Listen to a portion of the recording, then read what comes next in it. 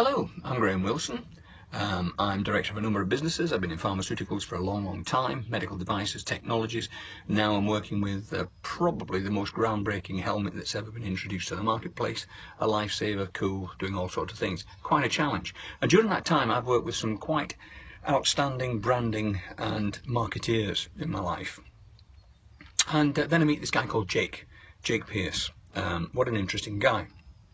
So interesting, in fact, you'll see I've now been confined to quite a different place in my life, where I find myself having particular pleasure in sitting in my granddaughter's Wendy house.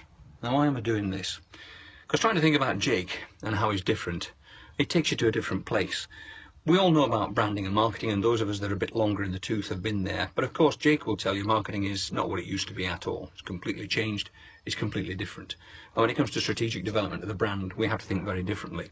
And one thing Jake will do is he will make you think differently. He'll take you to a different place. And it's quite a different place. And you will be able to look outside, and you will be able to look at the garden and the broader world. But Jake will make you think differently. And what he does through his work on semiotics and language and his skill is really drill down to what's happening. And one of the things he talks about is co-creation, and in fact he talks about co-creation. Well, it's one of the reasons I'm actually here today, and you can see the little chairs. This is a place I sometimes sit with my young granddaughter, 2.5, nearly 3 now. And any of you that have done that know that when it comes to actually creative minds, little minds that can actually take you anywhere, you think you're coming in to play one game and you find the game's completely different.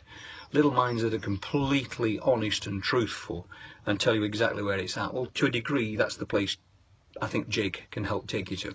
He'll really make you think about creating with your customer.